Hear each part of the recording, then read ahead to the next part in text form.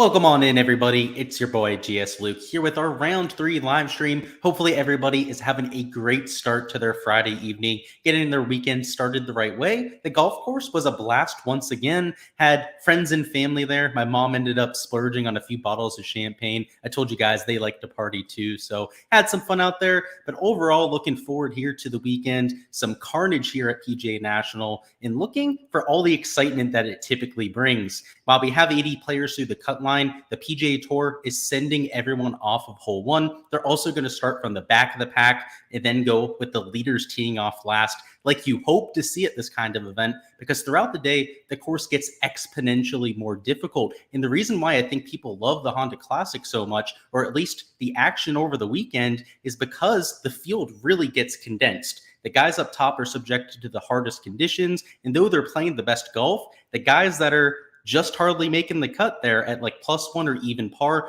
have the conditions to go out there and take this place low, to get to something like 3-4 under par, which after tomorrow, based on what we've seen over the past few years, could be in the top, I'd say at least 20 of the event, if not closer to the top 10. So moving day tomorrow is truly going to be a moving day. You're going to see tons of movement on the leaderboard. And from an entertainment perspective, should be a lot of fun to watch.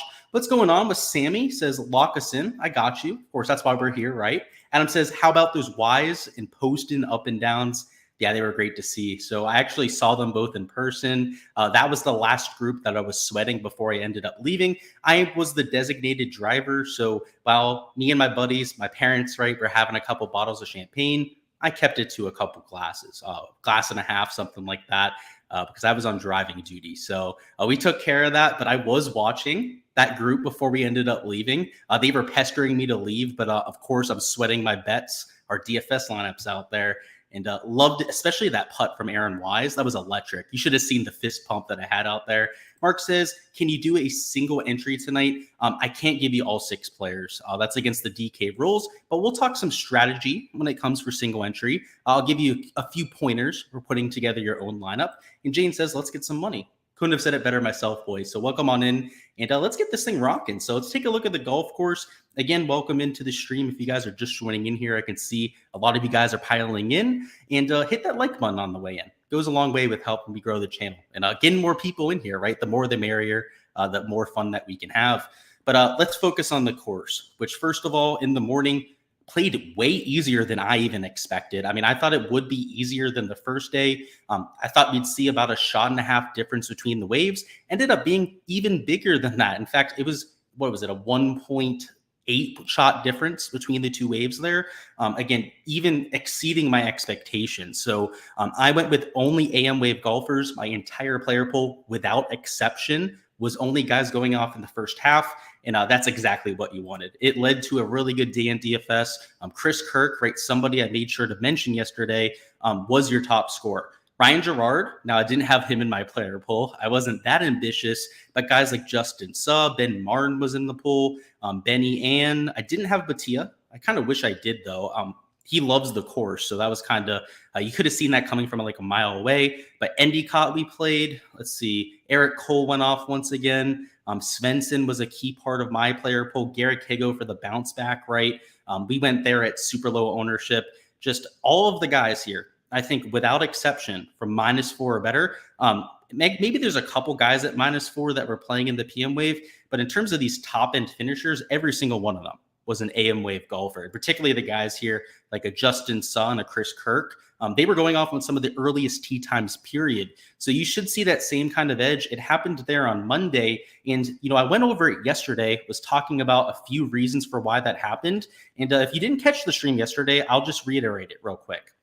In Florida, the greens get firmer and faster every hour. You know, over there on the West Coast, it's usually typically firm to begin with, but at these championship Florida tracks, you know, they're getting a lot of rain overnight. It's a lot more humid this part of the country. So the greens in the morning are like sponges. I mean, I think I joked yesterday telling you guys that I've spun back 6 irons before, and I'm not kidding. Like 7:30 in the morning when it's perfect conditions, I've literally spun 6 irons a few feet back. So that's why the conditions are as easy as they are, right? You can hold some of those long iron shots, whether it's on the par threes, whether it's on the par fives, trying to get your ball to stick on the green in two. But by the time the afternoon comes around, all of those long iron shots are bounding off the green. So rather than having potential birdie looks on your hands, you're having to save a lot of pars. And you can see the scoreable holes, right, played more difficult. The bear trap in general played a lot more difficult in the afternoon.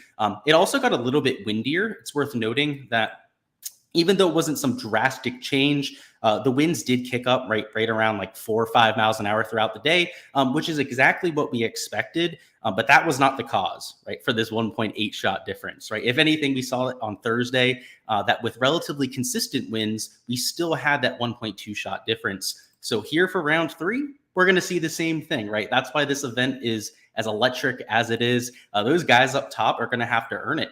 So Justin Suh, I would say the entire way down, let's include the 4-under players, okay? So from Justin Suh the whole way down to Scott Harrington here, I mean, even the guys at 3-under, right, are going off in the latter half of tee times, are going to have to play their entire round in the quote-unquote PM wave, right? Whereas all of these guys that are making the cut at +1, by the way, the cut is going to be +1 if you guys didn't know. A few guys still on the course as well. You have Pearson Cootie, also Brett Druitt, that have not finished their round.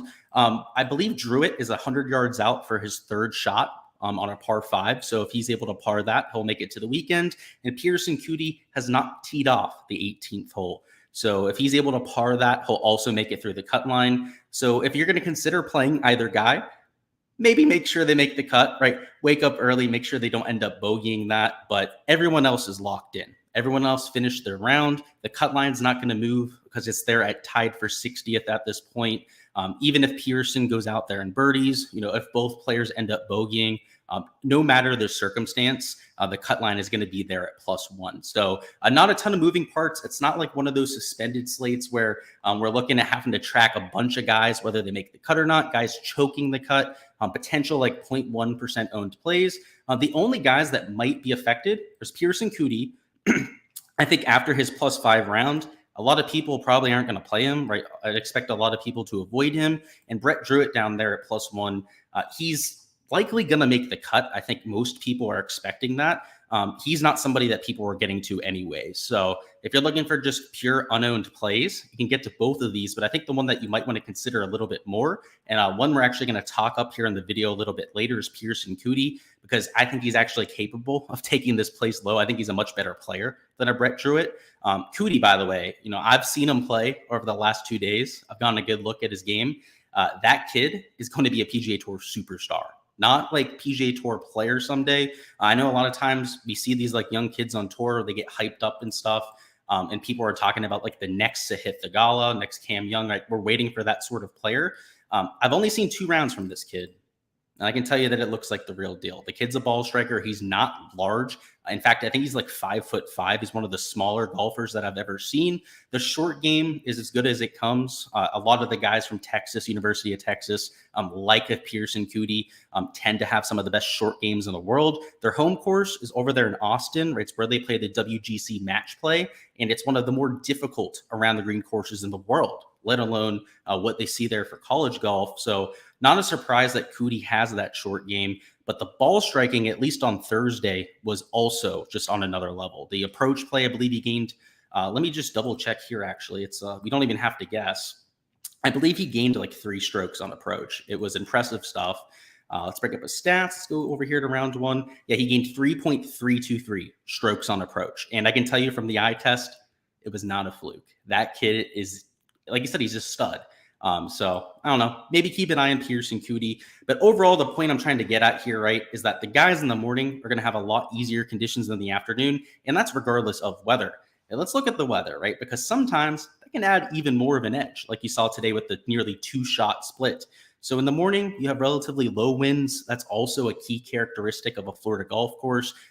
They're between like 7:30 to 9 a.m. Usually, there's not even a breath of wind to be had. But by the time you get to like 10, 11 a.m. is when you start to feel that slight breeze. And then typically in the afternoon, at least for a Florida course, you get more substantial winds. So on here, you can see Windfinder has them at like 7 to 8 miles an hour of sustained winds.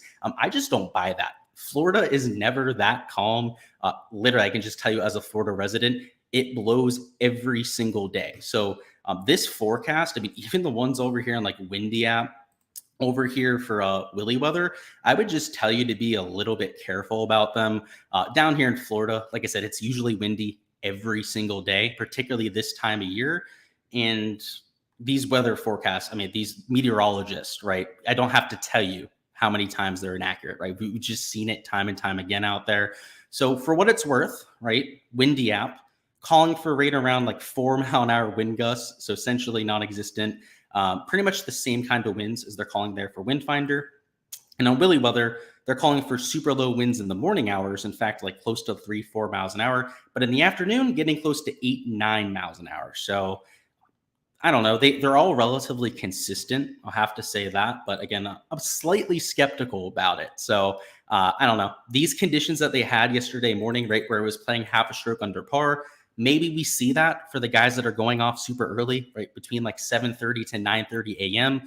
They're going to get those sort of conditions, but it's going to quickly revert, right, to the over par average that we've seen both afternoons for the guys that are there in contention. So let's go ahead, hop into chat, see what's going on down there. You can see a bunch of you guys are flooding in. Love to see it. Hopefully you're having a great start to your weekend. Let's catch up, see what's going on down there. Got a bunch of comments. I love it, though. We'll get through them quickly. Will they be going off in threesomes? They will be, but not off of both tees. So just we'll hop over to Twitter just so I can show you guys that I'm not making this up. Just so for anyone out there, right? So let's take the pins down. We'll look at the pins a little bit later. In fact, we're going to look at them right now. I meant to bring them up a little bit earlier. They're going off at 7:30 a.m., right? The last tee time is going to be right around 12:30 p.m. In threesomes off of hole number 1. What that means is that they're going to be sending off from the back of the pack to the front of the pack, right? They're not going to do the staggered start right off of one tee. So I did have a question about that earlier, you know, how they were going to organize the tee times, but anytime they're going to start on one tee box, it's always going to be from the back to the front. So definitely great question there, Gerg. Hopefully that answers it. And let's take a look at these pin locations. So we're not going to spend a bunch of time. We're going to take a look at them a little bit later when we're going through props. They did post the board about 10 minutes before I went live here. So we'll have that to look at the end of the video. But hole 15 is the sucker pin of all sucker pins. It brings up the water the whole way on the right side. You're going to see people that bail out to the left. And usually the bailout ends up in this bunker. And then, you know, good luck trying to hit a bunker shot to this pin location with the water dead behind it and a green that runs from the bunker into the water. So it's going to be a tough hole, already a tough hole today, though. Hole 17, another sucker pin. This front middle pin looks like the most simple, but it brings the water in the whole way around, right? If you pull it, you're in the water to the left. You end up hitting a little blocked shot to the right, you're in the water. You hit it short, you're in the water. You end up hitting, let's say, an extra club and nuking it over the green. Well, this bunker over here isn't impossible up and down. In fact, you're probably going to see people that chip it out of this bunker and into the water past the hole. So 15, 17, good luck there with the bear trap. I'll be there all day. Again, my ticket's there on 16, 17. So I'm really looking forward to that 17 pin location. I can't lie. That's what I wanted to see, right? I wanted to see some carnage. Hole 3 is a par 5, so we can look at that one. It's a back left pin. That's probably the most difficult pin on that green. And then hole number 18, right? The finishing hole, another par 5. The back middle pin is, I would say, the most accessible in 2, right? So if you're trying to go for an eagle here, you're going to have the room to roll up your shot. Now it's going to play into the wind once again. You can see, actually, early in the morning, let's see. Actually, that was there for Friday. So I am staying corrected. It's going to be the same exact wind direction that we've had the past few days. So 18 is going to play into the wind. It's going to be hard to get down in 2. But if you can, you're going to have all the ability to run up a shot and get it close and potentially end up getting an eagle. So I don't think we've seen a ton of eagles to this point. I would say the pin location that's most susceptible to it would be the one that we have for tomorrow. All right, that's all for pin locations. Again, we're going to touch on that in a little bit more detail later. Let's see what you guys are saying down there in chat. Let's catch on up. Hollis says W. No, you're a W, Hollis. Welcome to the chat, man. Ace says, yo, Luke, what's up, bro? Disappointing im round. Yeah, I stayed off of him yesterday, so I kind of like to see it. I also stayed away from him for 4-round contests, but we'll talk about him here in a little bit. I think Round 3 Showdown, after people are feeling a little bit disappointed about Sun JM, might be the time to hop on. And in fact, you can see I have the projection sheet on here. Today, I'm going to put ownership in front of the paywall. So, typically all 3 of these categories are blacked out. From time to time, I'll give you guys an idea of the kind of work that I'm doing behind the paywall. And today, all of the ownership is going to be on there. So we'll be able to use that to curate some of our discussion, right, about players. If you're curious about a player's ownership, don't really have to ask about it, right? It'll be there on the stream. If you need me to scroll down to show you a specific player, feel free to go ahead and ask for that. So yeah, just noting that on ownership. Gianni, what's going on? Good to see you. Good to see you, man. Welcome to the chat. GameCube says you're late, but you're still here. Hey, better late than never. Love to see it, GameCube. Yo, there was a free NBA bet at half. The underdog had J. Holiday at 0.5 steals plus blocks, but he already had one. So, they had the starting time wrong. Damn, you gotta hit me up on Twitter, man. Go ahead and at me next time. Don't be holding out on the boys, G. Let us get in with you, okay? I'll retweet you. That's the thing, right? So it won't even just be for me. I'll retweet it so that everyone in the chat can get it too. So hook me up next time, right? Gianni says Vegas came through for you. Clutch bird on 18. Yeah, I had the same thing with Poston and Wise. Just clutch luck sack in there for the GPP. I had a lot of Wise and Wise and Poston myself there in large field contests. So while it did really take and skyrocket the 6 of 6 rate, Johnny Vegas had a big boost to that too, right? He was a big reason for that. I'm all happy for it, right? Gianni, you got your 6 of 6s through. I got mine through with the Wise and Poston ownership. It's a good day, right? We can all be pretty happy about that. Even if everyone has 6 of 6s, right? Even if the rate is like 10% this week, hey, we at least have some, right? Ace says vintage Cam Piercy week. You have a top 20 ticket on him. Think it cashes. I actually don't even know where he is on the leaderboard. So let's refresh ourselves on that before I try to give you a take there. To be quite honest with you, I didn't know he was in the field. Like he's that kind of player that I don't think I've even thought about at any point this week. You're saying Cam Piercy, right? Am I getting this right? Yeah, Cam Piercy. Is it Cam Percy that you're talking about, right? Yeah, I think you're talking about Percy, right? Because I know Percy's in the field. I've seen him a few times on my sheets. Where's Percy at? Yeah, he's there tied for 22nd. I don't know. It's kind of his golf course, right? You get him at a short track. To this point, he lost on approach today, but he did gain on approach in round 1. I don't know. What, you got a top 20 ticket on him? He's tied for 22nd. Definitely has a chance. So best of luck to you, boss. I'm assuming it's Percy. Video says, will DraftKings push back a lock? I would imagine. If not, it's probably going to be at 7:30 a.m. Actually, yeah, it'll 100% be at 7:30 a.m. Whenever the intern gets out of the bar and checks his phone and goes on to PGA Tour comms, they'll change it. If not, that kind of sucks, right? Then you're going to have to take a chance on Pearson Cootie if you're going to play him. But I'd imagine they change it. You're too experienced to get unhinged easily, but what the heck, Dietrich? Yeah, dude, same thing here. I'm kind of immune to it. Like I had Hideki when he got DQ'd for the shit on his driver, which was about as tilting as it gets, right? That wasn't even like an injury. That was just pure stupidity there from Hideki. Yeah, man. Don't beat yourself up over it. I played Dietrich too this week. In fact, I had a decent amount of Dietrich in my lineups. He was going to miss the cut anyways for what it's worth. So maybe that makes you feel a little bit better. But I hate these guys when they get the case of vaginitis, right? They start feeling a little blue down low and pull out of the golf tournament. I think they got to man up at some point, right? I don't know. Dietrich might be one of those soft little snowflakes that we have to worry about. That's just going to withdraw when he's playing poorly. I mean, like Siwoo Kim, right? Kind of infamous for that. Dietrich, he might be one of those kind of players too. Do you think Finn Germotz is oh my God. Hey, good thing I said it wrong. You're funny. You're funny. I'll leave that to everyone's imagination for what that was supposed to be. Derek says, ain't that the truth with Florida weather? Yeah, it's always windy. So like they're calling for low winds. Like I just don't buy it. It's literally every day, right? It's blowing out there. You're hearing it howling. Mark says, will M be a play in Showdown? I think so. We'll talk about it though here in a second. GameCube says that champagne looked a fire. It wasn't a 1K bottle. Outside of the course, it'd probably be like a couple $100, but on the course, it was like $800 because they tax like absolute crazy out there. In fact, a glass of champagne I ended up getting one glass of champagne like after we had the bottle because they all finished it and I wanted a second glass. It was $45 plus tax for a tiny little flute of champagne. So unfortunate. You asked about him as you were saying it. Cool. Yeah, and we're going to talk about him a little bit more as well. I think he's worth a few looks, honestly. Do you think Benny Ann, I'm just going to call him, is still in at -5? Yeah, I think he's got a shot.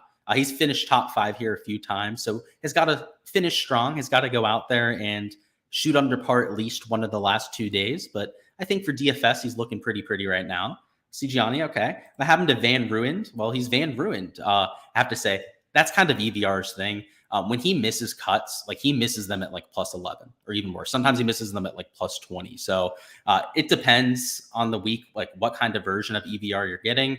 But Malnati's that way. He's that kind of player where he has it, right? He's going to play excellent, probably be in contention. If not, he's going to miss the cut. I mean, you think Cameron Young kind of sparks off that same kind of vibe, right? When he's playing well, he's on his game, probably in contention. When he's not, he might be trunk slamming. They're at like +7 to +10. So there's just guys that are like that, and it's part of the experience. Cameron Tringale, before he left for Live, was that exact kind of player. Harold Varner III, right? When he was in contention, I mean, obvious the kind of firepower that he has, but then would just miss cuts egregiously at like +8 over par. So I don't know. I think it's due to how aggressive they are, to be quite frank with you. I think certain guys are just okay with having ejection weeks, and certain guys, aren't going to take those chances. Poston is a pure gamer, and yeah, I love his game. And today, I have to say, great thing you brought him up. You reminded me of there's 2 things I saw today that we're going to talk about here that I think were some of the funniest things I've ever seen on a golf course. First off, JT Poston, after it was hole number 8, was walking off. A few kids asked him for a golf ball, and the third one asked him, and he turned over. He said, "Hey guys, I'm sorry, but I need all of my golf balls." And the kid said, "What do you mean you need all your golf balls? You have a bunch." He goes, "Well, there's water here on every hole, and I've already lost 2 balls today." And he just kept walking. And then, the 3 kids, they regrouped. They go, "Okay, well, we couldn't get one from JT Poston. Let's ask Sepp Straka whether we can get a ball off him too." All 3 of them individually asked Sepp as he walked by. He shook his head at all 3. And with the last one, he whispered something to him, like something under his breath. I have to assume it was something like, "I don't have enough balls to give you one." So I think they felt bad if they were just going to give one of the kids a ball, right? So they felt like they had to give all 3 of them a ball. And around Honda, right around the PGA National, you're not going to have like 20 balls in your bag. So business decisions were made out there by the tour pros, skimping out on the 2 little kids. And then the other funny thing was, and they didn't show that on the broadcast because I tried to look this up on Twitter. I didn't get a video of it. After Lowry made his 60-foot putt, the fans, as he was walking to the next tee, got him to take off his shirt and rub his belly for them. Now, he did it in the tunnel, right? So it was only a few fans that could see it, including myself. But it was one of the funnier things I think I've ever seen. He was feeling himself after that. He was pumping up the crowd, 17s, where they have that stadium-like atmosphere, that coliseum of golf. And he ate it up there. So that actually screwed me on a prop. I had his over 68.5 strokes. So if he didn't make that, right, we would have ended up cashing. But I don't know. For somebody to do it with a 50-foot putt, I think it was actually 60 feet, and then react that way, it was worth it. I'm okay with losing. Thoughts on Seabez tomorrow? Hit a lot of greens today, but the score was mid. Yeah, so if he's hitting greens but not filling it up with the flat stick, those are the kind of players that ideally you want to consider, right? They have the pop ability. Let's double check on it. So from the stat perspective, let's see his shots gained approach. So he's actually lost on approach today. So that's a little surprising, but lost nearly 2 strokes putting, was a gainer off the tee and around the green. Day 1 was able to gain off the tee and on approach, and then gained with the flat stick. So I think he has potential. I'll say that. I wish that he was actually gaining with the irons today. So I wish that the greens of regulation were also a little bit more valuable. So I'm guessing a bunch of those greens of regulation were like to 30, 40 feet, right? Rather than something like 10 to 15 feet that were setting up birdie looks. Maybe tomorrow, right? The greens of regulation translate to better birdie chances. So I think it's worth taking a few shots on. So good observation there. Kyle says big line discrepancies between underdog and prize picks. Love to see it. In fact, when I went live, underdog wasn't up yet. So let's go ahead and refresh this and let me take a little look. So they have the golf stuff up. I don't know. This looks kind of similar to what they had the first day. 71.5 strokes for Bryson. Oh, Might have to take his under. He actually played pretty well today. Let's look at the PGA board, though. So, yeah, they're a little bit more favorable towards the players. That's what we've noticed over the last few weeks, and it's holding up, right? So, Aaron Wise, right, a lower score. These guys are still at 68.5. The lower tier guys, I say quote unquote lower tier guys, right, 70 strokes. Whereas over there in Prize Picks, they have guys at 72.5 strokes, right, 71.5. So, yeah, it's looking like, underdog might be the spot to play. So we're going to take a look at the prop board a little bit more in depth later on, but it looks like fade central over there in underdog. So, can't wait till we get over to there. That's going to be fun. Let's go ahead, see what else is going on. Good God. I'm assuming you're reacting to the thing that guy made me say it was not good. Do you think Akshay is a strong play? So I think he's going to get a little bit of ownership. People are going to start to play him right after the 5 under par round, after he's been so vocal about how much he likes the golf course. But if you look at his stats, they're outrageous. So to this point, Akshay Bhatia, he's -4, right? Shot 5 under par today. I know he gained like 5 strokes ball striking today. Yeah, he gained 1.5 strokes off the tee and nearly 4 strokes on approach in a single round.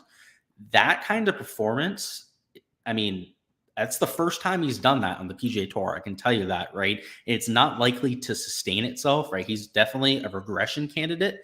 But, if he regresses to like only gaining 1.5 strokes there on Saturday, he's still gaining 1.5 strokes to the field, right? And he was gaining off the tee as well. So it was both ball striking categories. And the putter, he was about a neutral. So he has a lot of room for improvement there. So, yeah, I think he's a strong play, especially with him liking the golf course. But let's look at his ownership, right? Just to give you an exact number, I have him at 7.2%, which is, I think, like twice what he was today. And it might even be a little bit higher than twice his ownership here from round 2. And for 4-round contests, he was like 2% owned. So now you're buying him at his high point, both in terms of price and ownership. So I don't love that, but the ball striking numbers are ridiculous, right? The guy's hitting the ball like an absolute legend. R says you have lineups heavy on Poston, Vegas, and I'm not saying the last name. So if you're going between Poston and Vegas, we'll say JT Poston. This guy R thinks he's a comedian down there. You kind of got me once. I said it wrong, right? So it didn't come out the way that I know you wanted it to. You're not going to get me again. It's not that easy. I mean, like I said, I was the designated driver today, right? I didn't have that many drinks out there. We're a lot more alert than we were yesterday. Yesterday, you might have gone me to say that. You're not going to get me today. Gianni says, hey, Luke, with the lack of rain, do you know the rules on watering the course overnight? Oh, yeah, they'll water it. It's a South Florida course. It needs water to live, but it's all up to the discretion of the tour. Like, there's no rules that the tour sets where they have to water it a certain amount. The tour officials will instruct the agronomy staff on how they want the course handled. And that could be just a little spritz of water out there, right? If they really want to firm it up, or they may drench it in water, right? And want to see low scores. So it kind of depends on their discretion there, Gianni. But I can just tell you from over the years, by far the most difficult rounds at this event are on the weekend. So if past experience is any indicator of what to expect them to not water it very much. But who knows, right? It's the PGA Tour. They do some wild stuff, right? Like protecting guys like Spieth, right? All those top-end players at Pebble with a wind delay, right? Last I concerned, you play golf in the wind, and I don't care if one green still had putts moving. If you can't tell, I'm still jaded about that whole delay. It was a complete BS. Ace says, if Svenny could putt, the dude would win the tournament. Yeah, that's pretty much any event. Svenny is one of the best ball strikers in the world. Now that you're saying it, I want to look at the ball striking stats. They had to have been fantastic. The guy was puring it out there. Yeah, gained over 3 strokes on approach over the first 2 rounds, including over a stroke today. Gained 2 strokes there in round 1. And the putter, he actually gained 2 strokes putting today. So you said it, right? When he has the putter, he's posting 4 under par rounds. When he doesn't, he's posting even par rounds. So it's all about the putter for Adam Svensson. Unfortunately, he tends to be a little bit volatile there, but I agree with you. He's really trying to give him that. Yeah. Yep. Favorite golfer in the 7K range. All right. So we'll answer your question. We're going to skip that. Okay. When we get to the 7K range, we'll talk about my favorite plays. We got to talk about the general strategy here. Would you favor Sep? This guy Cat, he's changing his name down there. He's trying to be super sneaky about it now. Now he's changing his name and shit. This guy's determined. All right, anyways, let's get into this strategy. So anytime you're playing a round 3 showdown, just like round 2 showdown, I'll remind you, there are no placement points, right? But the thing is, everyone out there kind of plays like there are placement points because, the players at the top of the board, like Chris Kirk, let's see, like Moronk, guys like Shane Lowry at -4, Adam Svensson are going to be your chalk. All of those players are going to be at least 5, maybe even 10% higher owned than their peers. And on a comparative basis, some of the time that's like twice the ownership. Sometimes it's 3 times the ownership of guys that are priced directly around them. And because you're not getting those placement points, it's nowhere near worth taking those players at those inflated ownership levels, right? When they're going to be twice as owned, they're nowhere near twice as likely to succeed in a vacuum. And so that's exactly what you get for round 2 and round 3 showdown. So kind of like I was saying yesterday, these kind of slates tend to be my favorite where I have some of the larger edges to be had because ownership is so condensed on those players and it's so predictable. Like round 2 showdown, the ownership is as predictable as it's going to get. So you can see over there, Sungjae, he was 50% owned in a lot of contests for round 2 showdown. Despite not shooting the best, I still have him at 49.5%. People are going to get there. He's the best player in the field. So despite not being at the quote top of the board, right, -6 or better, like the guys there in the top 10, he's going to be owned like a top 10 player. Now, few people before, right, were asking about what to do with Sungjae. The thing is, he's still the best player in the field, right? And he's 49.5% owned, but he's going off early, right? -2 is the bottom half of the board, right? He's going to be going off sometime close to probably like 9:30 a.m. Eastern, maybe like 10 a.m. Eastern time. Sungjae, he's going to have solid conditions for, let's say, the first 6, maybe 9 holes of his round. Before on the back 9, he's probably going to be subjected to some of those difficult PM conditions. If you give Sungjae an extra stroke to the field, then I think he might be worth the 50% ownership, right? Yesterday, he was going off in the morning wave. He was 50% owned, right? But there were guys around him like Chris Kirk, who we pivoted to, right? He was the guy on stream that I pointed out, him and Denny McCarthy, who McCarthy made 4 birdies. He shot -1, so it wasn't horrible there. But Chris Kirk, right? The absolute nuts, right? What did he shoot? Like 8 under par, something like that today. Just ridiculous kind of scoring. When there's obvious pivots, I think that you maybe want to make that play. But Shane Lowry, right, 27.5%. I think in higher stakes contests, that Shane Lowry is probably going to be 30% plus. I think the sharper the field is, the higher the entry fee, the more people that are going to pivot off of a Sungjae. So if you're playing single entry, and I'll just tell you this for my single entries tomorrow, I'm playing Sungjae. In fact, playing him in all my single entries tomorrow. And in GPPs, I'm playing him in at least 70% of my lineups. I'm going that heavy on him because first off, he has the advantage going for him. And I think that's the huge thing, right? If he wasn't an early tee time, I would have no interest in playing Sungjae.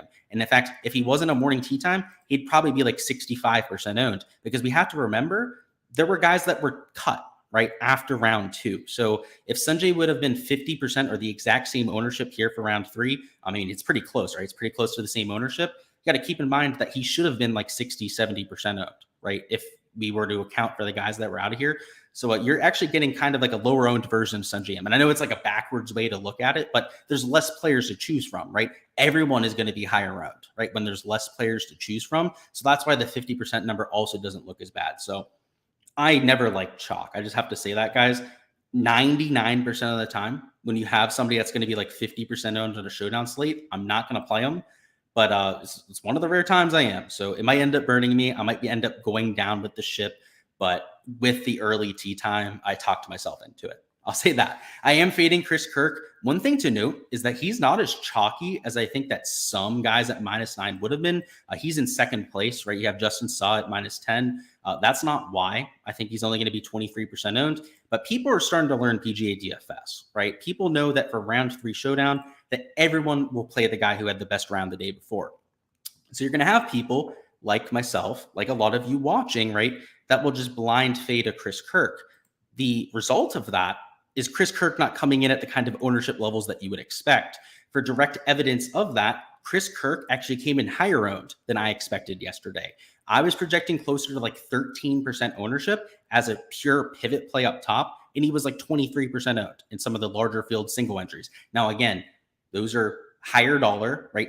I would say more skilled players, right, that are playing in those higher dollar single entries. So no duh, they're going to make those ownership pivots, right? They know how to play. There's a reason why they're a high stakes player, right? There's a reason why they can afford to enter those contests, right? It's because they know what they're doing out there. And Chris Kirk was higher owned there. So even in GPPs, I think that maybe he comes in lower than a lot of people would expect in terms of their ownership. And in fact, I have him at the same ownership levels today, coming in pretty much right at that 23% mark, which, again, a lot of that's just a byproduct of game theory, right? The game theory approach is to not play a Chris Kirk. So a lot of people are going to do that, right? They're going to fade a Chris Kirk, which in turn is actually going to lower the ownership. It's a feedback loop, right? People see ownership, they react to it. Thus, we have to change ownership. So on and so forth. There are not enough people out there that are putting out ownership projections, at least for Showdown, where you see a ton of that feedback, right? Where people are reacting to ownership and that kind of thing. It's more so a thing for 4-round contests where just hundreds of sites, right, are posting ownership. It's just so well known around the industry where people think the chalk is going to be. Not so much the case for Showdown. So, I mean, if this was a 4-round contest, I'd almost be putting like Chris Kirk at like 15%. Because I would, even more people would be fading him based on the ownership approach. A few other chalky plays to handle here. Adrian Morank's like 22%. You can see Svenny 20% owned. Now, they're not drastically over-owned compared to their peers. You can see everyone in that range is kind of like 16, 17% owned. So again, it's nothing egregious. But if you're going to play an Adrian Morank and get to a Sungjae Im in a lineup, you're really going to have to work for some leverage down low. You're going to have to force in a few players that are sub 5%, which is fine, right? I mean, there are more than enough guys for a Showdown slate that you can make that happen, but it's maybe a little bit less comfortable, right? Rather than taking a few players in the 7K range that are maybe a little bit more of sure options, like maybe like a Brandon Wu here at $7,500, you might have to go down here, take a little bit of a cheaper play and get to like a Tyson Alexander, right? Who's not played well to this point, but he's super low owned, right? He's giving you the leverage you'd need. Now, it's just like a random example there, but you guys get the point. So there's opportunity and cost involved with pretty much every decision that you make here with your DFS lineups. So let's see. A few other guys to note in terms of chalky plays. Justin Suh, we know he's going to be extremely chalky. Ben Taylor, I have it 15%. And it's worth noting, right? Justin Suh is not going to be like 30% owned. People aren't morons when it comes to DFS. Now, if this was Sunday Showdown, Justin Suh might be 35% owned because of the placement points, but enough people are getting there because of his placement, because of his position on the leaderboard, that he's going to be over-owned compared to his peers, right? He's like twice as owned as SH Kim. SH Kim, a better player, right? I don't think that's debatable, right? Just look at the results, right? SH has been a lot more consistent than Justin Suh. He's half as owned, and SH has the better conditions, right? He's going off early. So in terms of a large field GPP play, it's straightforward to get to these kind of pivots, like an SH Kim. Eric Cole's getting ownership. That guy's an absolute stud, absolute just boss out there. I got the dog in him there with Eric Cole. I love the play, right? He went to Nova Southeastern. My brother went there for 1 year. So shout out Forbes if you're down there in chat. He went there for 1 year. Eric Cole, a Nova Southeastern alum. Love to see it. But yeah, he's going to be chalky, like 12.5%. He got like 10% on a Davis Riley, who hasn't even played that well. But because it's Davis Riley at $7,100, I can guarantee you that people play him. He's just a well-known player that people like getting to. So a lot of people are going to play a Davis Riley. So not surprising. I don't hate him, though. He's $7,100. He's way cheaper than he should be. Let's see. Another chalky play would be like a Ben Martin. Tano Goya is going to be way higher owned than he probably should be. He had a fantastic round today. Bryce Garnett. You guys get the point, right? Everyone at the top of the board, even like Ryan Gerard there at -8, is going to be like 10 times higher owned than everyone else around him. And I guess not everybody. Like guys like Kelly Craft, JB Holmes that actually played decently to this point, they're not going to be 10 times lower owned. But like, I don't know, Zach Blair, right? Druitt, right? Who may or may not make the cut, right? He's still there in 18, are infinitely lower owned than somebody like Ryan Gerard. So that's the strategy. We're going to talk about a few core plays here in a second after we catch up on questions. Favorite player in the 7K range. So now we can kind of circle back on that. So in terms of my favorite 7K option, Pearson Coody, if he makes the cut, is probably the answer. The reason why I say that is first off, the approach play in day one, right? He gained over 3 strokes on approach, but he's $7,300, so it's fairly priced. But he's priced around guys that are getting just so much attention, right? Like the 15% owned Ben Taylor, the nearly 12% owned Cole and Shank up there, that he's literally getting zero ownership, like 0.5%.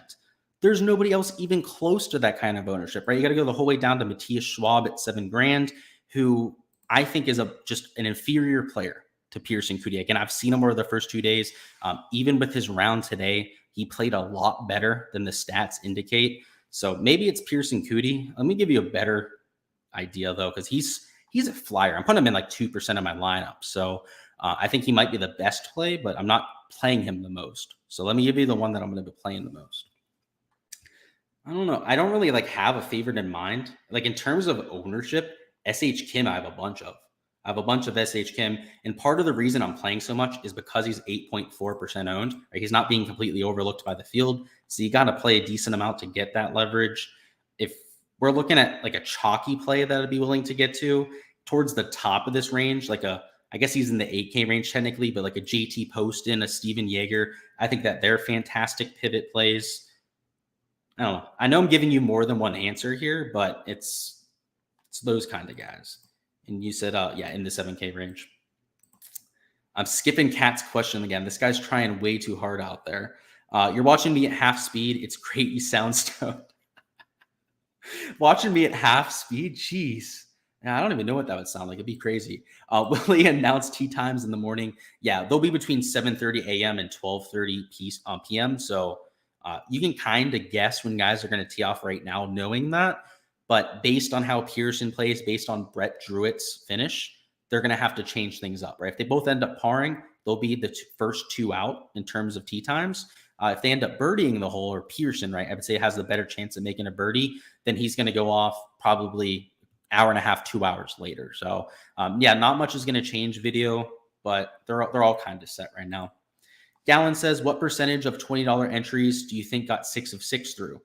Don't even have to guess. We actually have a tool on Twitter that we can look at called Cut Sweats. It'll give us the exact answer. So give me one moment and I'll bring it up for you. There we go. And all credit to Nelson Adcock who makes this. You can find him on Twitter. Great guy, runs the Cut Sweats Twitter. And this is what you're working with. So the cut rate was about 10%, probably closer to like 11, 12% on most contests. This signature hole, which I don't think, yeah, that was the $20, wasn't it? Or maybe it wasn't. I think the signature hole might be one of the larger single entries. I don't know, had a slightly higher 6 of 6 rate. So find your contest on here, whether you were playing in the $20, the $5, playing in the mini max. You can see they have the 50-cent mini max down there as well. So a lot of the large field GPPs are listed on here. If you're looking for single entries, I think you can find all of that on their site. I'm not a subscriber to Cut Sweats because I just don't really need it. A lot of my programs do a lot of the same stuff, at least locally. But if you're looking for a tool that you can access that's out there on the web, check out Cut Sweats. They fantastic tool, but 10%, about 12%, depending on the contest that you entered. Mark says, you still big on Billy Ho for Showdown? So yeah, we'll talk about Billy Ho. I can't tell you who I'm playing up top, right? In terms of all my plays, right? I have to keep a few things behind the paywall.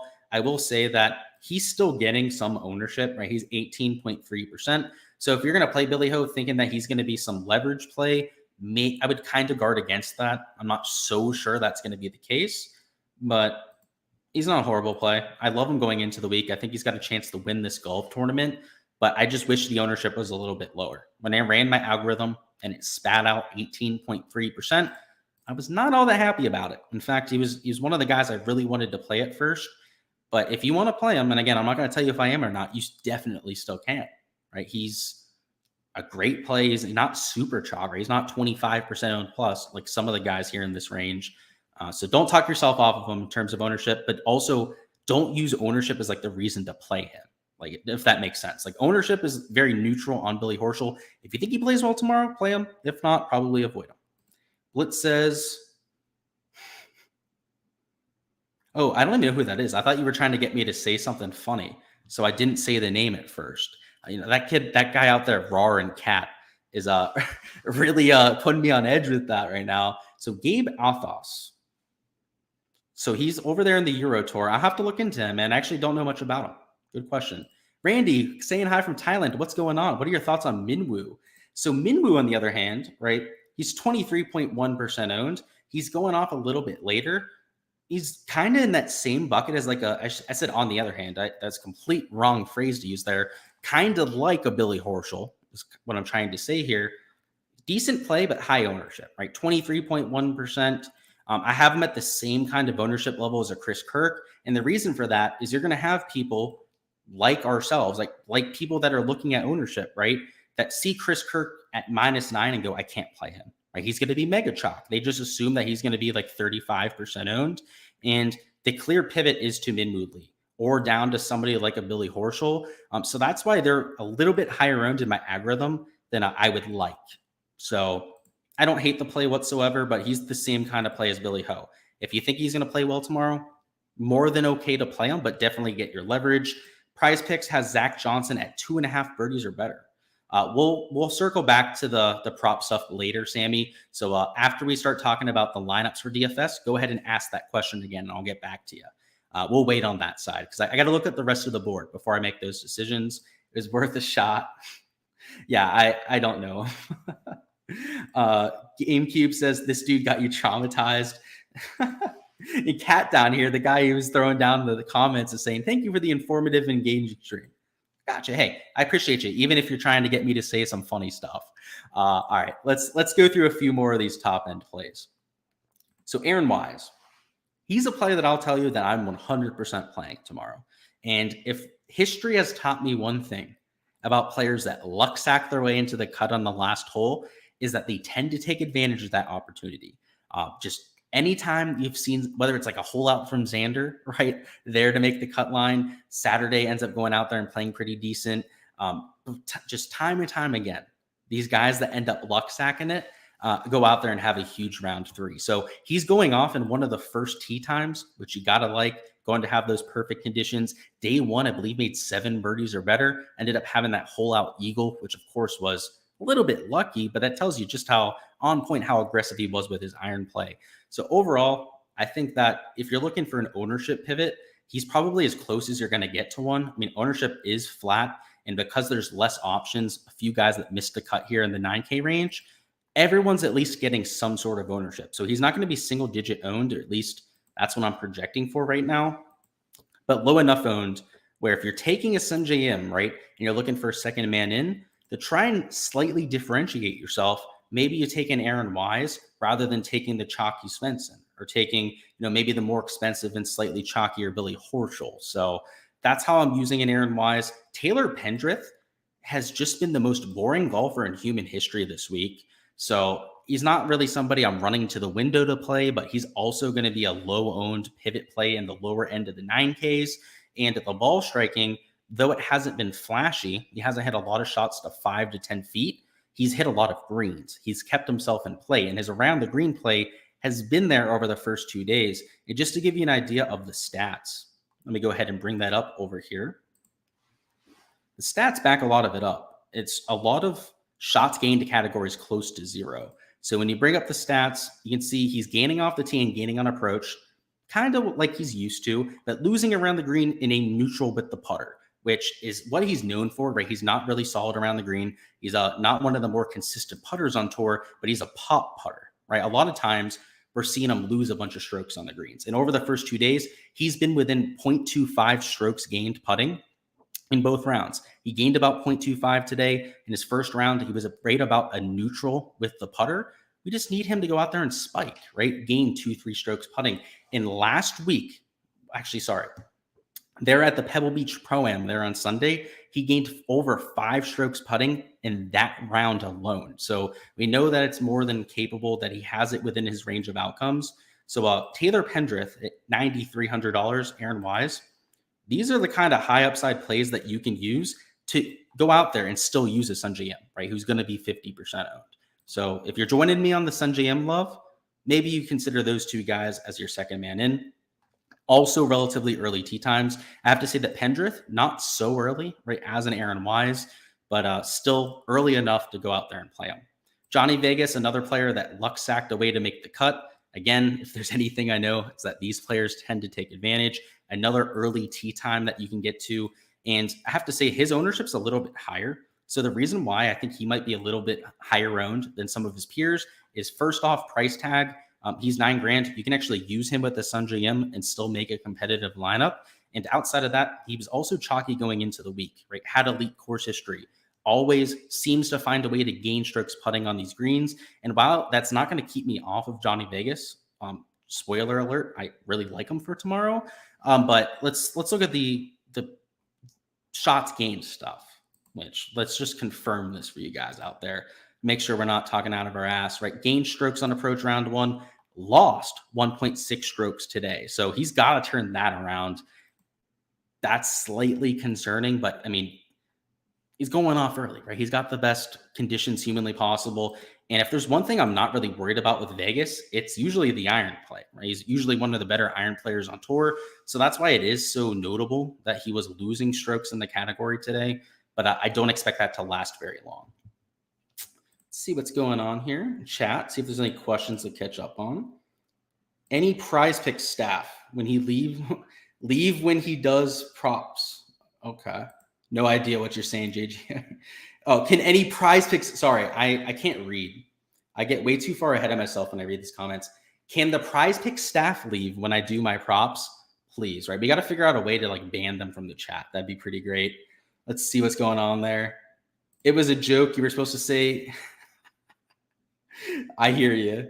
You had a try at it too. I figured, I was like, who is this guy that you're talking about on the DP World Tour? I was like, I've never seen this guy before. Now I see what you're saying. Now I got to worry about you too, Blitz. What are you doing out there? Will Gordon. Yeah, so Will Gordon's -1. So nothing flashy. He shot like 1 over par today, I believe. I saw him there in the par 5. Had a 17-foot eagle look. Nearly made it. Ended up lipping it out. Yeah, he's a high-quality ball striker. The ownership's there because he was relatively chalky going into the week. The ball striking numbers have been decent to this point, so I don't think he's going to be that sneaky of a play, but he's not some chalky guy that you have to worry about ownership with. So, yeah, I like Will Gordon, but, you know, he's not going to be that 5% owned sleeper you're looking for. You love the seriousness, but it's hilarious when jokes go off in here. Yeah, I got you. I'm not trying to always be serious, right? I give you guys the analysis. Like I said, I'm much more about the information than I am the Hollywood side of things. But I love myself a good joke too, right? Particularly here on a Friday. I got you. Exactly. Blitz knows I can handle it. This is a must watch if you want to learn how to play without being spoon fed. Yeah, like I'll give you guys picks, right? I'm one of the people, I have to say, like, there are people out there that like hate people that are given picks, so on and so forth. But like you watch sports content, or at least I would say like 99% of people watch sports content to figure out who to play, right? And a lot of times you want to hear somebody give you an idea or two, right? Like, I don't know, when I was looking at sports content back in the day, that's how I handled a lot of my content. So I make content for you guys based on what I know I wanted to see, right? When I was out there as a consumer of content and what I would find useful, which is a good combination of the two, right? Where I might give you guys a few suggestions, but more importantly, I'm going over why and trying to make sure that you can expand on that for the rest of your pool, right? Because I don't know, I could tell you 2 players that I like. That doesn't even make an entire lineup, right? Let alone an entire player pool. So yeah, I love that you enjoy that. Do you know what time Cootie will finish his round? He'll be out there, I think, at 6:30 because he might be the first tee time, Robert. Because of the way that they're doing them, he's going to have to finish before they can even start the next round. So maybe it'll be 6:30 a.m. They'll have him go out there bright and early, go out there and hit his first shot. Or maybe it'll be like 15, 20 minutes before. I don't think the tour has given us a definitive answer either way. But I'm going to go ahead and double check now because they've been tweeting a few things out over the last hour or so. No, it doesn't look like they do have it. They'll resume at 6:50 a.m. So Druitt, right, is 100 yards out. Cootie's going to have just the last hole to finish at 6:50 a.m. And if they both end up parring, they're the first ones off at 7:30 a.m. So great thing. Great thing we went back and looked at the details there. Dylan Wu, I played him today, Mark. I'm not going back. He gained a bunch with the putter. So he went out there and made a bunch of putts, but just really couldn't get it done. Yeah, I'm not going to read that comment there, Mark. I like my boy DGen. So I'm going to actually delete your comment. I can't even delete it. Hey, if one of the mods want to do that, I can. All right. Anyways, let's hop into the lower end of the 7K range. Talk about the last. I mean, we kind of went over the bottom end of the board, right? But if you're going to play people in this 6K range, I think you need to be looking for guys that have upside that are going off early. Like MJ Daffy sticks out. He's an aggressive player going off in one of the first tee times. Tyson Alexander, I know I joked about him before, but he's kind of that kind of guy. Augusto Nunez, one of the higher birdie percentage players on tour. And that's probably about it. I mean, when you get down here to like $6,200, $6,100, good luck. And if you're going to try and play a Carson Young at 6% ownership, if you're going to play an 8.1% owned Ryan Gerard, then I don't know what to say to you guys. That's just, it's an egregiously bad play when these guys are going to be like 10 times higher owned than their peers, and they're all scrubs. I mean, we played Endicott yesterday, right? I think I even talked him up on stream there. 5.6% owned now. He was like 0.6% owned yesterday, right? No one went to him. That's why we played him. And now people are going to play him at 5%. Like, no, thank you. Cameron Percy. I know somebody down in chat had a top 20 bet on him, right? Great. Happy for you, right? But you couldn't play him for round 3 showdown. Now that he's 5% owned, in Nunez, who I just mentioned, right? And a super aggressive player that's going off early is literally 7 times less owned. Like how could you possibly, when I go out there and play the guy that's 7 times higher owned? So down low, ownership is even more important than it is up top. Just avoid these egregiously high owned plays and scatter shot on players that you think have the upside. Like, just to give you an idea, I don't love Jimmy Walker. I know he played well today to go out there and make the cut, but he's dusty. He's a dusty old guy at this point. Like, he's just not going out there shooting 5-6 under par very often, let alone 2 days in a row, right? Like, that would just be, it'd be the freaking Twilight Zone if he goes out there and he has that 5-6 under par round. Like, Kelly Craft is dusty. I mean, he's even getting some ownership at this point. Like, don't play him, right? Scott Harrington, right? Like, who the hell even is this guy? He shows up like once a year on the PGA Tour. He makes cuts at PGA for whatever reason. I actually looked at him going into the week. Let me look at his event history just to show you guys that I'm not crazy here. Harrington had like some of the, look at this. He made the cut here his last time out. But if you go back even further, he has a few other made cuts too. Just weird shit, right? Apparently likes the golf course. But like, don't play these guys that are getting that 4 or 5% ownership and just suck. Like, they're just, you hardly see them for a reason on the PGA Tour. All right, that's all we've got for DFS in terms of like our player pool. What we're going to do now is go more through the ownership and lineup building side, which I think is even more important than talking about these plays and how we're going to go out there and use our players. So up top, if you want to take Sun GM like I am today, right, you're going to have to think about ownership. So let's show you a few of the things you need to be considering. So the Aaron Wises of the world, the Taylor Pendriths here at the bottom end of the 9K are a great way, right, to differentiate your lineup. So if you're going to take a 50% owned player, I think starting there is a good idea, right? We'll put Aaron Wise in for the sake of this. Even in the 8K range, you need to be thinking about ownership. So Steven Yeager, right, going off early as well. They're at even par. Maybe you take him because he's going to be the lowest owned player in that range.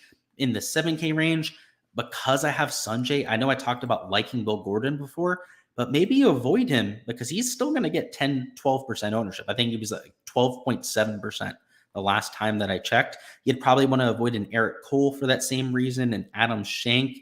So maybe if Pearson Coody makes the cut, right, this is why he becomes so valuable, because he's going to be maybe sub 1% owned combined with the 50% owned play. So that takes Sanjay, if you don't know how product ownership works, right, that takes Sanjay from being like a 50% owned block in your product ownership. You can divide it by 10. You can make it a 5% hit, right, in terms of your product ownership. And then that'll get even further cut down by the other players you're using that are low owned.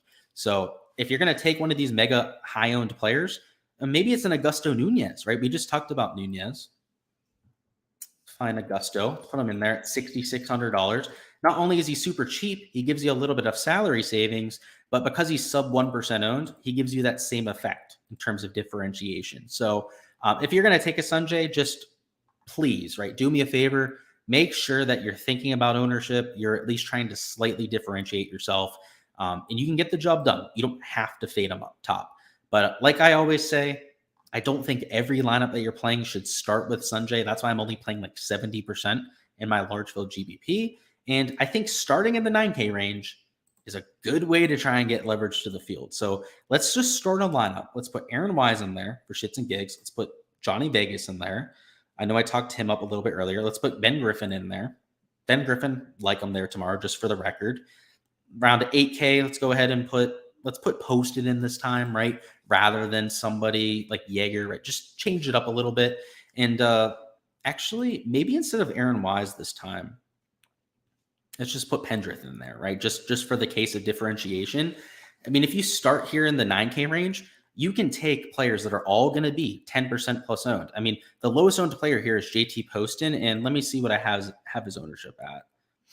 JT Poston, I have at 9.3% right now, right? So he's your lowest owned player in this lineup. This lineup's going to have a similar product ownership to the one with Sanjay in it, right? So because you're not taking that 50% owned player, you don't have to force in like the Pearson Cootie, right? Or the Steven Jaeger, right? Who's going to be sub 8% owned. You can be a little bit more chalky about it. So like in terms of like a fifth man in, like Will Gordon, I would still be willing to take him here, right? And now your lowest owned player right out of these 5 is still Poston at 9.3%. With your last spot, I wouldn't take the most chalky player on the board, right? I would kind of think about ownership. So let's see, like, I don't know, maybe you take like a Mark Hubbard, right? Because of his ownership, it's relatively low. This kind of lineup I slightly prefer to the Sanjay M ones, but just because of how strong a play he is, again, he's by far the best player in the field. Going off in the first like half of tee times, something along that tomorrow, I think is still worth playing. So that's all we've got for the GPP builds. Let's go ahead and get through our top cash plays. For cash, I think you're playing Sanjay M. I think an Aaron Wise, a good option, but maybe you play Taylor Pendrith just because of the form, right? Try and keep it a little bit safer. Ben Griffin is a fantastic cash play. Down here in the 6K range, I think like an Eric Cole. What is Eric Cole's price tag? Is he, I guess he's in the 7K range at this point, but still, based on how he's playing, we're going to put him in there. It's fine to cheapy. That's going to be a little chalky. Could take Novak. Ben Martin is probably the guy that I would prefer for this cash kind of lineup. Ben Martin not only striping the ball well to this point, but also has elite level course history. In fact, that was the reason that I played him this week, was because of the course history, not really so much the ball striking form, which was also there for him. I know a few other people in the industry did bet and play Ben Martin this week because of the form.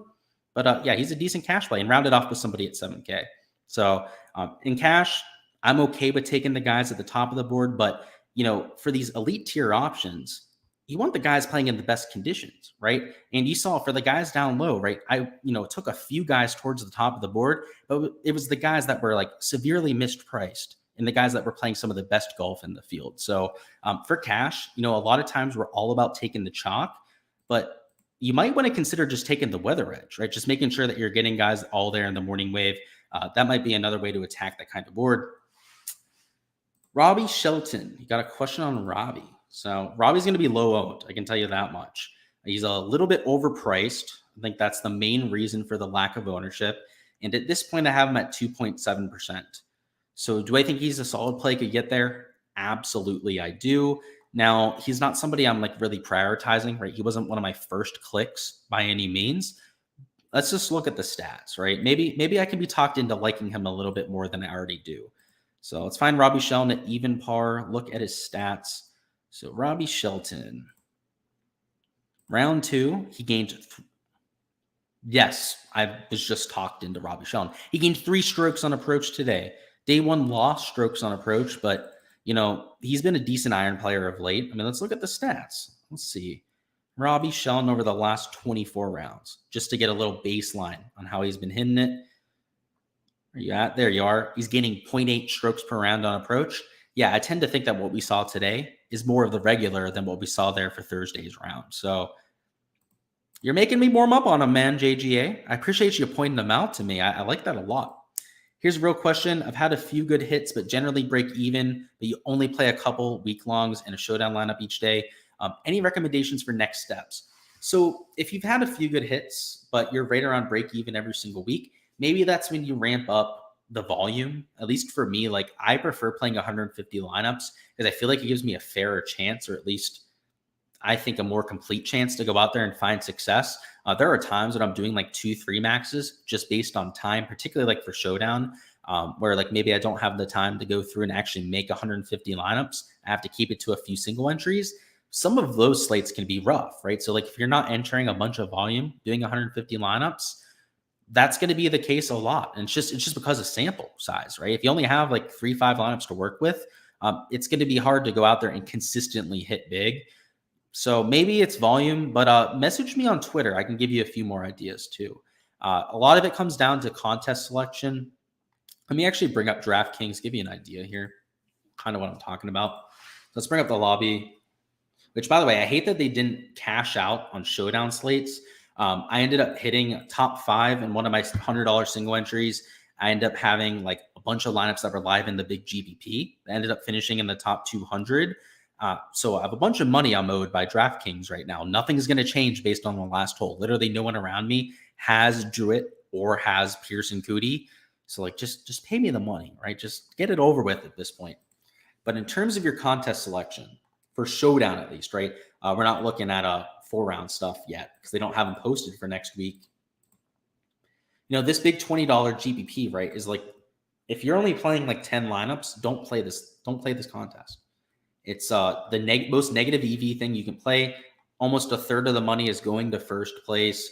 Second place does get a pretty big piece of the pie, but it drops off so quickly afterwards that unless you're hitting one of these top 10 finishes, it's hard to make this a sustainable contest to play, right? So if you were playing 150 lineups, more than okay with this contest. I don't love the payout structure, but I can get over it, right?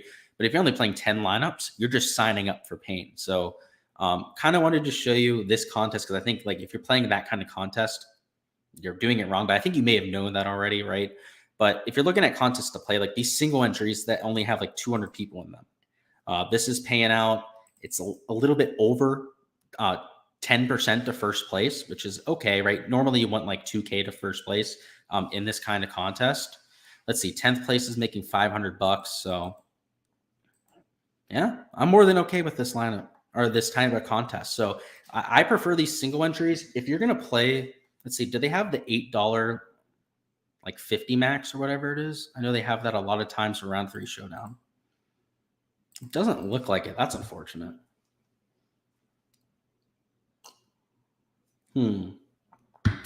This $33 single entry is pretty nice.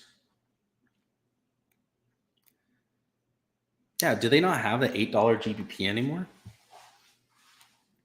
They ran it last week, but it doesn't look like they're running it this week. Yeah, that's unfortunate.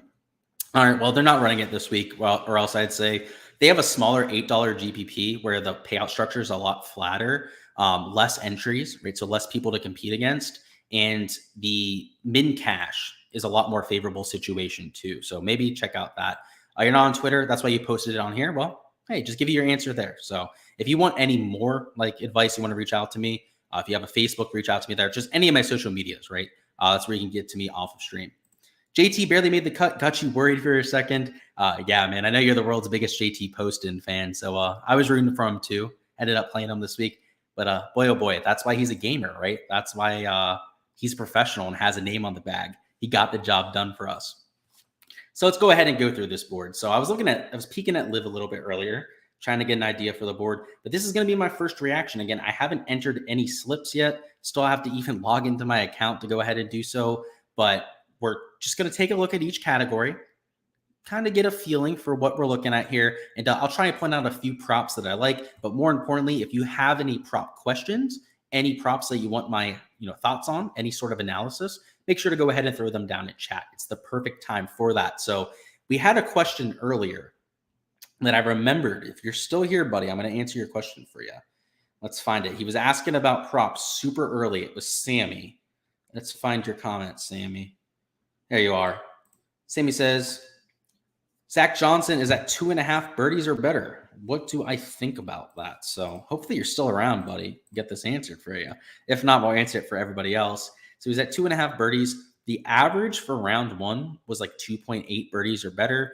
Now, round 3 with the pin locations, again, if you weren't here before, Uh, 15 and 17 are extremely difficult. Hole 3 is even a little bit difficult. Now, hole 18 is gettable, but in general, it's looking like it's going to be a difficult moving day. There's a few pins I think you can get at, like hole 4. Hole 4 is also one of the shorter part 4s on property. So I think you're going to see a bunch of birdies there, a bunch of birdies at 18, but you're going to see a ton of bogeys mixed in too. So yeah, if you haven't seen these pin locations yet, I think they might make birdies a little bit harder to come by.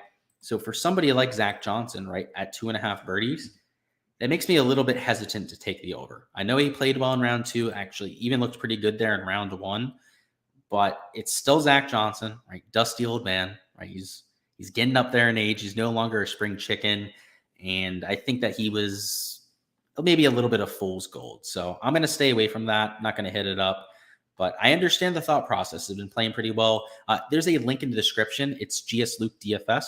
But if you follow the link down below, you'll be able to hit that up. Sweet Sammy, love to see you down there. And I told you I wouldn't forget about you, so I'll hit you up. When are they dropping greens? No idea. I hope they do it soon. They might be waiting just because of the tee times, or maybe that's the excuse that they're going with. But if anybody has the time or has the Discord on them right now and wants to do me a huge favor, maybe go ahead and ask them down there whether they're going to post the green props. I would do that, right? I would actually even do it right now on stream if I wasn't banned from the server. So the communist regime over there in Prize Picks doesn't want Gsluke posting anything, so they IP banned me. So again, if you're new to the channel, you don't know anything about that drama there, but yeah, I can't even log into the server on my IP, which is kind of funny. Let's go through the strokes board though. So for strokes, it's priced kind of like it was today, right? There wasn't anybody at like 72.5 strokes, or at least not many players. Billy's at 70 again. I mean, Shane Lowry, Sun GM at 69 strokes. So there hasn't been a lot of movement, but you'd have to think that fades are going to probably end up hitting in bunches here, particularly for the guys that are going off late. So I think my strategy for a lot of the Prize Picks board is going to be to maybe fade the guys that are going off late, right? That are towards the top of the board. And if we're going to take any supportive stances, the guys that are going off early. So, Zach Johnson, right, has played fantastic, right? I might take his over if he was struggling, because then he'd be going off a little bit earlier. But because he's played well, now he's got to play in those difficult PM conditions. So I don't love that as much. I want to look at JB Holmes. When is he going to be teeing off? Because he actually has hit the ball a lot better than most people would expect. And yeah, so he's up there -1 at this point. What do his stats look like? Gained on approach round 1, ended up losing in round 2. He goes off in the first half of the day. Like, if anything, right, if you're trying to choose between like JB Holmes and Zach Johnson, I'd rather take the over on JB Holmes, just because he has that early tee time compared to Zach Johnson, because they're pretty much the same player to begin with. Jason Duffner is also playing well. So where's Duff Daddy at? Yeah, he's there tied for 28th. Yeah, I'd prefer both of those guys over Zach Johnson, pretty much just because of the tee time rate. Zach Johnson's at -5. He's tied for 10th at this point, is going to be teeing off at like noon, something like that. Don't love that for good old Zach Johnson. So probably a fade for me. Let's see. You need 3 locks. Well, I'll give you 3 props I like. I'm not sure if I can give you a lock. If you want a lock, go to Walmart, right? Go over to your, what are those little master lock dealer? They'll get you the locks going on. I got you. I'll ask them. Appreciate you. You're always on the ball down there, Austin. Love it. Carson says, because Aaron Wise under greens and relegation has been so good to you the past 2 rounds. Yeah, I actually took his over yesterday. So good on you for taking his under, I guess. But you kind of luck sacked that. I have to say that. If you took his under for greens, I'd be a little hesitant about taking it again, because he hit 3 fringes, right? So I think he hit 10 greens anyways today. So that would have been 13. And then on 18, right? He just chipped it past the pin. He duffed a chip on a par 5 to miss a green. That's not going to happen again. So I would be a little bit hesitant about that. I'll just say that out there, Carson. If you think you're going to fade him and get away with it again, I don't think it's going to work out. I think you're probably going to lose that bet. I'll just say that. Don't let them know Gsluke wants to know, or else they're going to come watch. Yep. Yeah. Somebody comments back to you. Nathaniel, Gsluke wants to know. Like, way to ruin it, bro. Nice. Yeah, honestly, wait, you saying Nathaniel said that? I thought that's GameCube. I thought Nathaniel is GameCube. Wow, so he's ruined it? So you said you just texted down there, don't let him know. Then you went down there and doing it. Like, what are you doing, bro? Like, come on, make up your mind. Yeah, you were sweating back nine. I can imagine. I saw him miss the first three greens, Carson, because I had his over. I was kind of side eyeing him, right? Keeping an eye on Aaron Wise. I was tilted as hell. He hit the first fringe. He just missed the second green and then hit the fringe at the par three. Sorry, the par five third. It's not going to happen again. Not you. Okay, good. I thought it was you. I was like, what the heck? I thought that was you. Of course, whoever Nathaniel is, just certified hater. He's probably that guy out. Actually, I know who it is. I banned him from my Patreon. That's who it is. Because he was trying to talk shit to me after like one prop missed. And now he's, knows somebody else, Heisenberg. Okay, so who is it? Oh, Heisenberg props did. Gotcha. Yeah, I don't know who that is. Good question. No idea. Whoever it is a complete nerd. That's all I can say. Is trying to snitch to the Prize Picks people about why I want to know things. Like, that's, come on, bro. Like, you're really that much of a teacher's pet, dude? Like, come on, get over yourself. Anyways, let's go through the birdie or better board. So towards the bottom, like, you had those like shitty players, right? Like a Duffner, the Zach Johnson, the world. They even have Patrick Harrington at 2.5 birdies. Those are pretty close to coin flips. The guys at 3 birdies are the ones that I think are the most intriguing, both for overs and unders. So I think there are guys at 3 that you could take for unders, especially like the later tee times. And then the guys that are going off early at 3, I think they have a lot of push potential. So like a Webb Simpson, he's going to be going off early. I know he hasn't played that well to this point, but like you have to think that he could probably push that at the very least. Sepp Straka, last year's champion. I've faded him a few times at 3.5 birdies this week, but now that he's like the middle of the pack, right? So he's not going to have an early morning tee time, but still in the first half of them. So not quite as brutal as the later guys. You have to think that he has a lot of push potential at 3. Christian Bezainhout, what's he, -1 at this point? Let's see. Yeah, Bezainhout's -1. Another guy that's going to go off in at least the first half of tee times.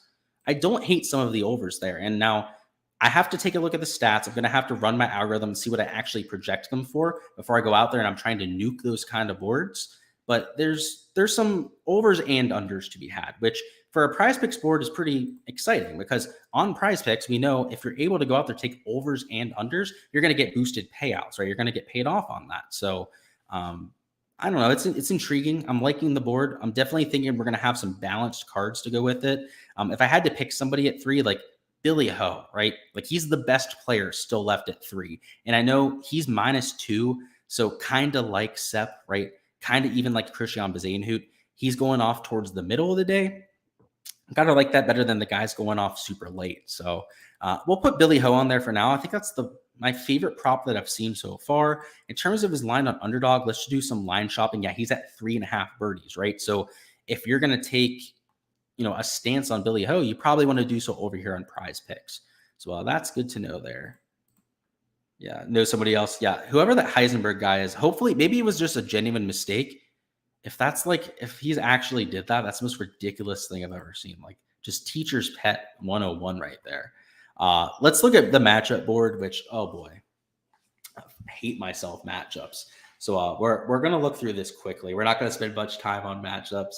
Just like you guys know, it's not my favorite category, but we'll at least take a peek just in case. Let's actually look at the bottom of the board. I found my prop. All right. Danny Willett under versus Will Gordon nuke. That's actually a sick matchup. Will Gordon, by the way, one of the highest birdie percentage players that you're going to find. In terms of gaining over 5 strokes in a single round, he's like #1 on tour at doing that, right? He's like first round leader central there with Will Gordon.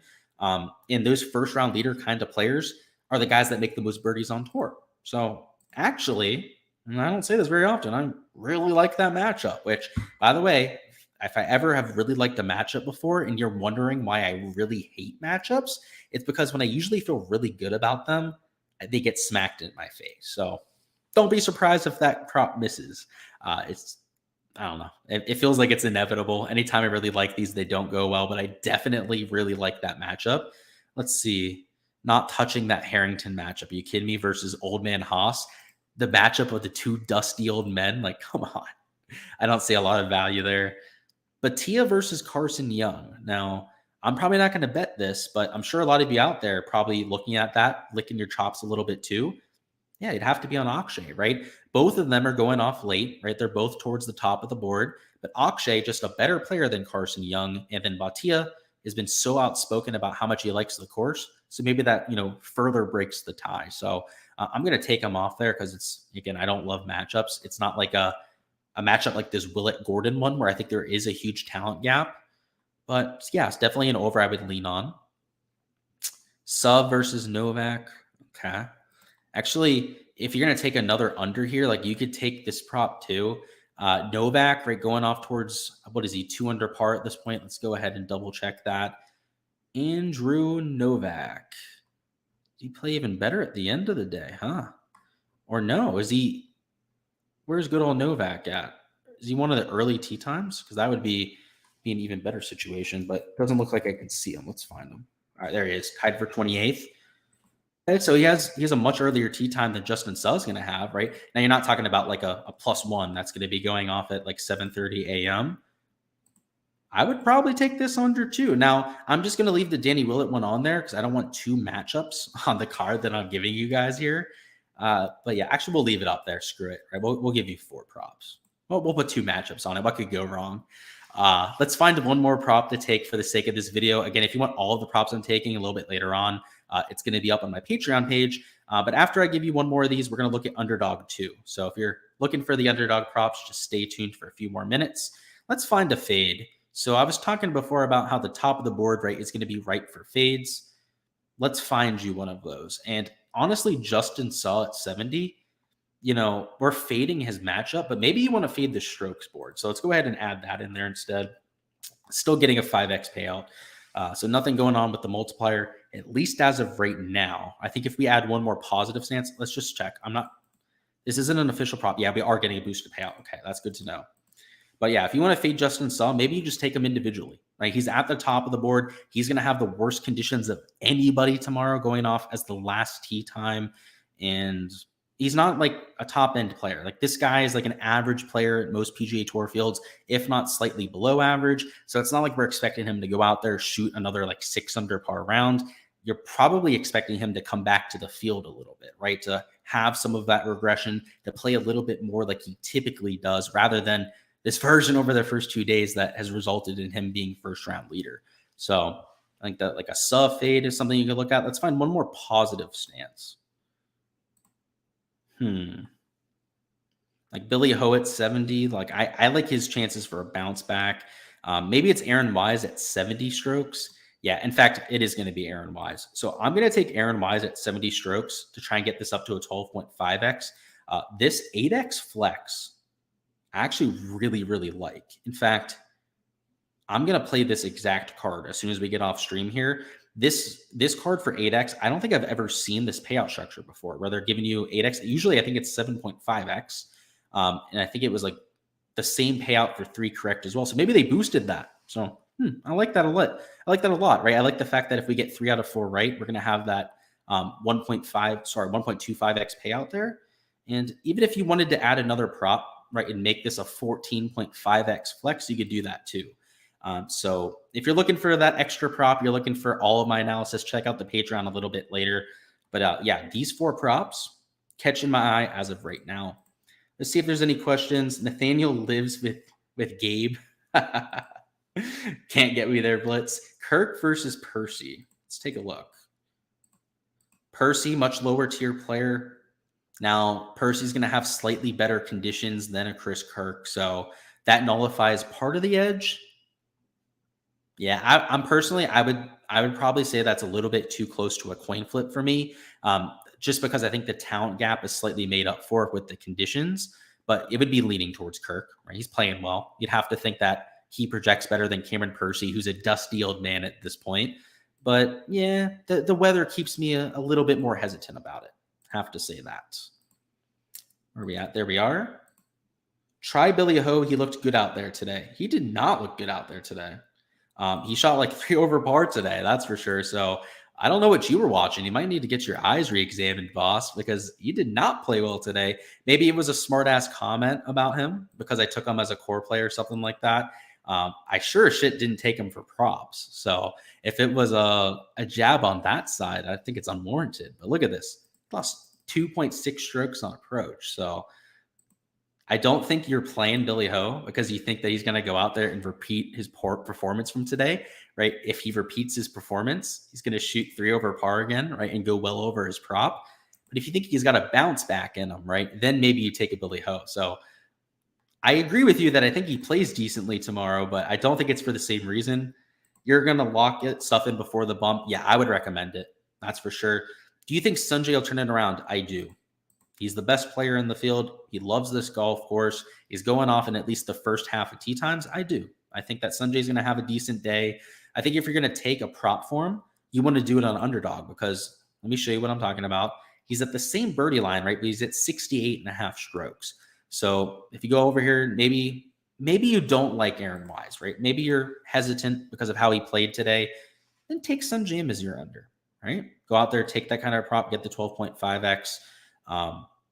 But yeah, I know Billy Ho there at 3 birdies was tilting somebody the wrong way. So maybe you take him out, right? Maybe you're just a Billy Horschel hater. And there's a bunch of them out there. A lot of people like to hate on Billy Ho. Maybe you take Aaron Wise then. I don't know, right? Make your own card, right? Take the guys that you're the most confident in. But yeah, Sungjae, the more I think about it, like there's a bunch of push equity there at 69. But you know, he's got to turn around. The approach play today, just to show you guys the stat breakdown, was horrendous. So let's go over here to the stats. Lost 1.2 strokes on approach, lost 2 strokes putting. Now, something to note is that he hit a water ball in hole number 3. That was probably at least like 1.5 strokes lost on approach right there. So outside of that one shot, right, he was probably a slight gainer to the field with the approach play. So maybe not nearly as bad as the score and shots gained would indicate. But he's got to worry, but he's got to improve on that, right? If he's going to go out there, shoot under par, he's going to have to gain with the approach play. So hopefully he can do that because I'm going to have a bunch of Sungjae tomorrow, that's for sure. Kyle says, you like Sepp at 70.5, okay, and Kirk at 69.5 for unders. Prize Picks is 69 and Kirk is 68.5. Yeah, there are quite a few differences between the sites. You can see there was like a 0.5 stroke difference with Sungjae. Kirk's a whole stroke off is what you're saying, right? Which I tend to agree with. If anything, I think the fade over here in underdog, which we're going to get to underdog here in just a second after we wrap up the Prize Pick stuff here, there's going to be a lot of fades to take. So yeah, you're spot on with that. I think Chris Kirk is one of the examples of fade that you can take to. Love Billy, just a little bit lost right now as he admitted himself. Yeah, he is. You're 100% right. He looked lost today. Right? I'll admit that, right? Watching him, looks like he was taking a little bit more time. He didn't look lost on Thursday. He looked like he had his game together. He was confident. He wasn't taking forever to hit his shots. One thing I've noticed is that the longer that Billy Ho takes to hit a shot, the worse that it is. So hopefully he can get over that relatively quickly. I have a large outright bet on Billy Horschel. But yeah, today you were spot on. He did look a little bit weird. What do you think about the live board? We'll take a look at that after we look at underdog. I have no idea. Haven't looked at it yet. Sepp is 1.5 strokes different. Oh, so not even a whole stroke. Where's he at? So he's 70.5. And what is he over there in underdog? 69 strokes? That's what I'm assuming he's at. Let's find it.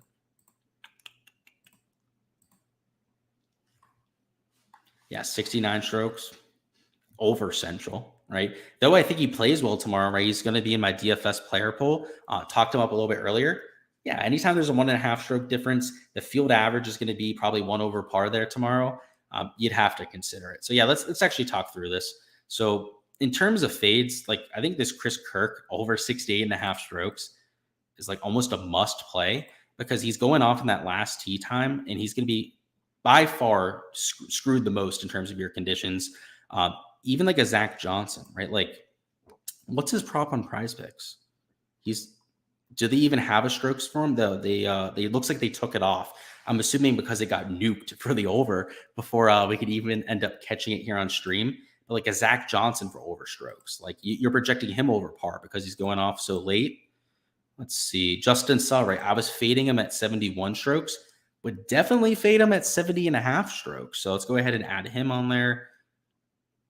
Svenny, I mean, he's going off relatively late. Like I'd fade him even. It's that step there. Like this is just fade central. The entire board over here in underdog is mispriced and something you'd want to take advantage of. And you can see they have all these guys. Let me take a look at something more quick. Okay, hold up. Hole 5, impossible pin. Hole 7 back pin. Okay. Even better than those fades for strokes might just be fading everyone at 12 strokes for the par threes. So Sanjay, Lowry, Kirk, they have Billy there. Anyone else they have at 12? They have Pendrith at 12. And I think that's it. Yeah. So they have these 5 guys at 12 cumulative par 3 strokes. I would take them all for the over there too. So again, I'm not going to give you every single prop that I'm taking over here for today. Again, those are all going to be posted on Patreon relatively soon here. But yeah, that's what I'm looking at, guys. So I'm going to go ahead and cut off the stream. We've been going for an hour and a half, even longer than I was honestly anticipating. We'll definitely go out there, go over a few questions before we hop out of here. Joseph says, pour yourself a Crown and Coke. It'll make picking props way easier, boss. It probably will, but it'll also lower the hit rate. So we'll probably wait until afterwards. You PM'd me on Twitter, for sure. I'll check you out, dude. No worries. Do you think Moronk is live for a top 10? It's a good question. I think he's definitely live for it. He's one of the best players in the field, like undoubtedly has the talent level.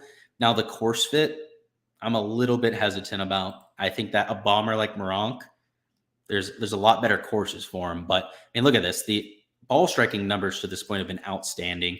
Gained 2.8 strokes on approach today. I thought it was over a stroke on Thursday, but apparently I can't do math here late at night. Still gained though, right around a half a stroke. Yeah, he's got it in him, right? He's tied for 16th right now. In terms of talent level, I mean, going into the week, I think I rated him as like my number 6 ranked player in terms of just overall talent level. Official World Golf rankings, I think he's like the 4th highest ranked player in the field. Might even be a little bit better than that. Yeah, man. I think he's got more than a good shot to do so. I think he's probably a favorite to finish top 10 at this point. And then how are the conditions in the morning? Cool. Yeah, we'll take a last second peek at them. Let's refresh it just to make sure nothing has changed.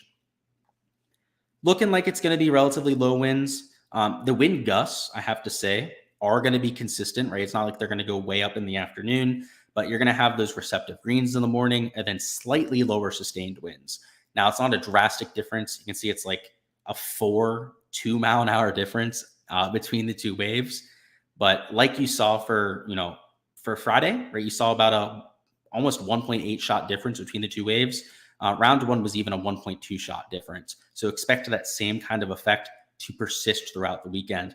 But that's all we've got, boys. Any last second comments? Looks like we're good to go. I appreciate you guys stopping by, all the support you show, all the love that you give me here on the channel. Make sure you go ahead, smash that like button on your way out. Also subscribe to the channel if you haven't already. We'll be doing the same thing for round 4, going live, covering everything you need to know for the final round, which I'm looking forward to Saturday. If you're looking for me on the golf course, check me out between holes 15 and 16. Probably not going to be on the broadcast because it's in such a large little atmosphere there, but maybe you'll see me in the background or something. Who knows? But like I said, guys, best of luck if you're at the course. Do not be shy at all to come by and say hi. Best of luck with your lineups. All of those slips for tomorrow. And let's pad the bankroll before this weekend, shall we?